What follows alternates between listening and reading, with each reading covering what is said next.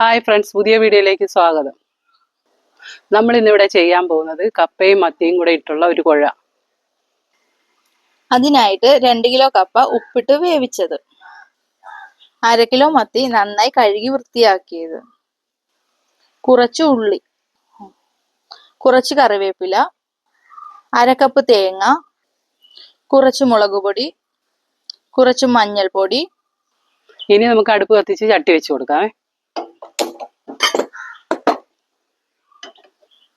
നമുക്ക് കുറച്ച് വെള്ളം ഒഴിച്ച് മത്തി വേവിച്ചെടുക്കാം.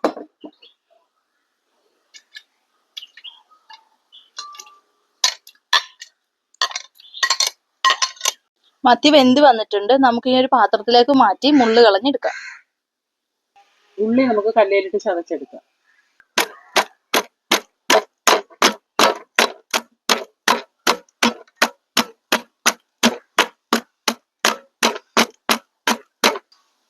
ഉള്ളി നന്നായിട്ട് ചതഞ്ഞ് വന്നിട്ടുണ്ട്. നമുക്ക് ഇനി ഇതിൻ്റെ കൂടെ തേങ്ങയും കൂടെ ചതയ്ക്കാം.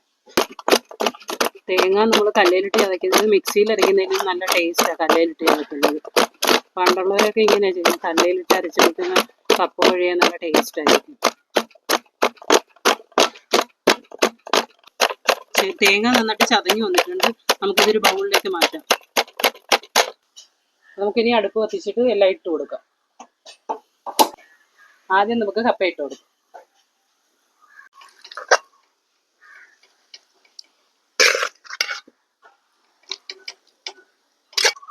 അര സ്പൂൺ മഞ്ഞൾ പൊടി ഇട്ട് കൊടുക്കുക. 2 സ്പൂൺ മുളക് പൊടി ഇട്ട് കൊടുക്കുക.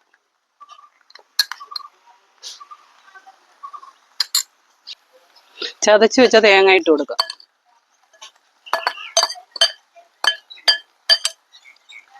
നമുക്ക് ചതച്ച് വെച്ച ഉള്ളി ഇട്ട് കൊടുക്കാം. മുള്ള് കളഞ്ഞ് വേവിച്ചെടുത്ത മത്തി ഇട്ട് കൊടുക്കാം.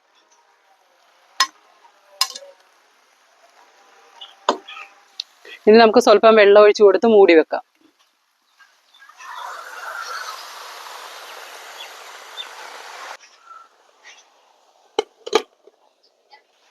കപ്പയും മത്തിയും റെഡിയായി വന്നിട്ടുണ്ട്. നമുക്കൊന്ന് ഇളക്കി കൊടുക്കാം.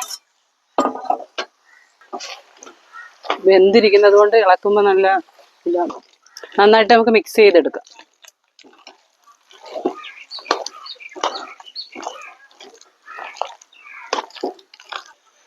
കപ്പ റെഡിയായി വന്നിട്ടുണ്ട്. നമുക്ക് അതിലേക്ക് കുറച്ച് വാളംപുളി ഒഴിച്ചു കൊടുക്കാം.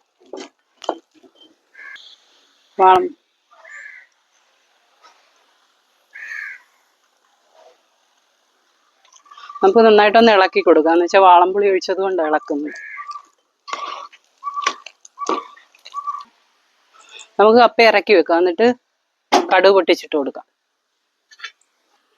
താളിച്ച കടുക് നമുക്ക് ഇട്ട് കൊടുക്കാം.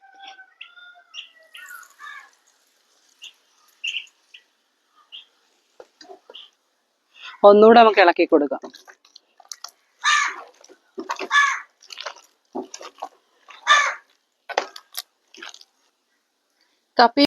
കപ്പയും മത്തിയും കുഴച്ച് റെഡി ആയിട്ടുണ്ട്. ഈ വീഡിയോ ഇഷ്ടപ്പെട്ടെങ്കിൽ ലൈക്ക് ചെയ്യുക, ഷെയർ ചെയ്യുക, സബ്സ്ക്രൈബ് ചെയ്യുക. നമുക്കൊന്ന് ടേസ്റ്റ് ചെയ്ത് നോക്കാം.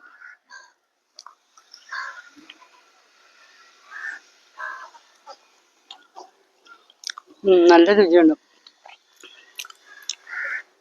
കൊള്ളാം, എല്ലാവരും ചെയ്ത് നോക്കുക. നല്ല ടേസ്റ്റ് ഉണ്ട്. പുതിയൊരു വീഡിയോ ആയിട്ട് വരുന്നത് വരെ ബായ്.